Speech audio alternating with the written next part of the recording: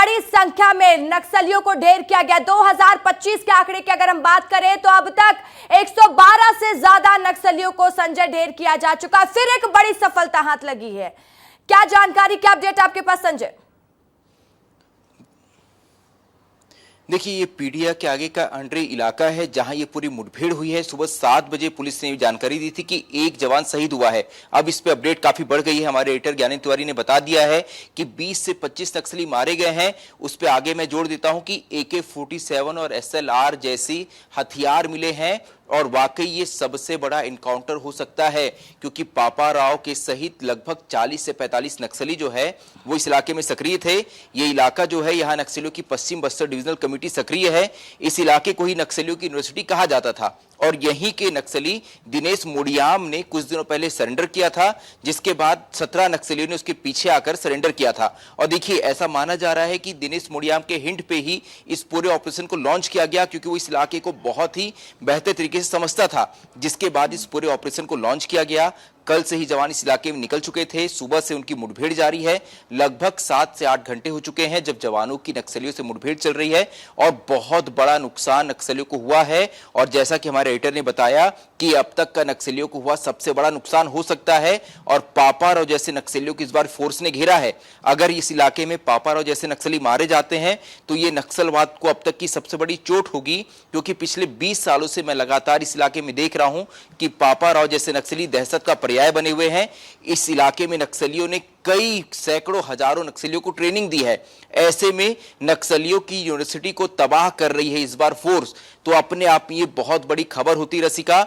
लगातार इस मामले पे अपडेट आ रहे हैं, लगातार जानकारी आ रही है कि फोर्स जो है DRG, STF और CRPF के जवान लगातार इस इलाके में आगे बढ़ रहे हैं। और जैसे जैसे वो आगे बढ़ते जा रहे हैं, नक्सलियों के अलग अलग टीम से उनका सामना हो रहा है।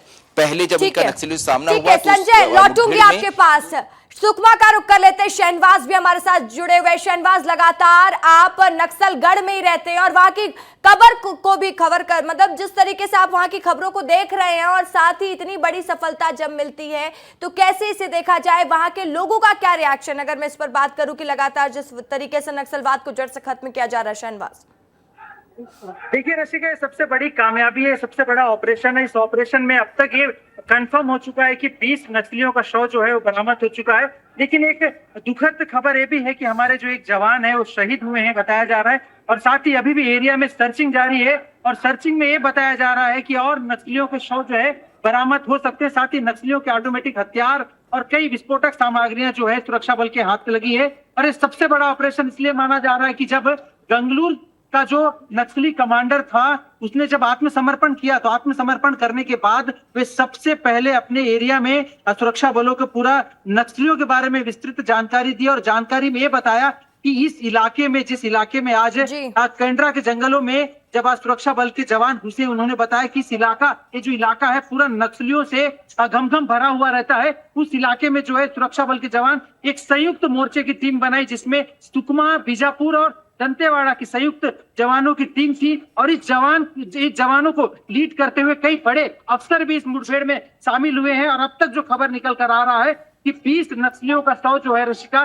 बरामद हो चुका है और इसकी संख्या और बढ़ सकती है। साथ ही अब लाल आतंक के गढ़ में प्रहार जारी है। तो ये कहना काफी सिद्ध होगा कि जो अमित शाह ने जिस डेडलाइन को बताया है कि आने वाले 31 मार्च 2026 को बस्तर से नक्सलवाद खत्म हो जाएगा, वो शहनवाज देखिए बहुत बड़ा अपडेट है, दर्शकों को दे देते हैं कि अब तक देखिए 20 नक्सलियों के शव भी बरामद किए जा चुके हैं।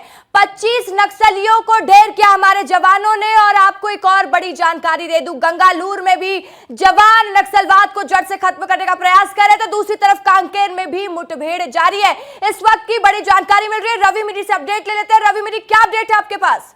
देखिए, बीजापुर, दंतेवाड़ा और कांकेर और नारायणपुर, ये 4 जिलों में आज नक्सली मुठभेड़ चल रही है और जवानों ने ऑपरेशन लॉन्च किया, एंटी नक्सल ऑपरेशन लॉन्च किया गया है। और कांकेर के किस इलाके में चल रहा है ये भी बता देता हूँ। कांकेर नारायणपुर बॉर्डर पर भी मुठभेड़ चल रही है। जानकारी हमारे सहयोगी तमेश्वर ने भेज दी है और इस ऑपरेशन की पुष्टि भी कर दिया है। इसके बारे में जानकारी SP एलिसेला ने पुष्टि कर दी है। मतलब आप समझिए कि एक साथ अलग अलग जिलों में हमारे जवान निकले हैं और सभी जवान इस मुठभेड़ में शामिल है और नक्सलियों के खात्मे के के लिए पूरी ताकत झोंक दी गई है। 4 जिले, बस्तर के 4 जिलों के जवान एक साथ मुठभेड़ में शामिल हैं। 4 जिलों के जवान हमारे लगातार एनकाउंटर कर रहे हैं। मतलब बहुत बड़ी एक ऑपरेशन को यहाँ बिल्कुल अंजाम रवि, दिया गया बहुत है। बड़े ऑपरेशन की तैयारी।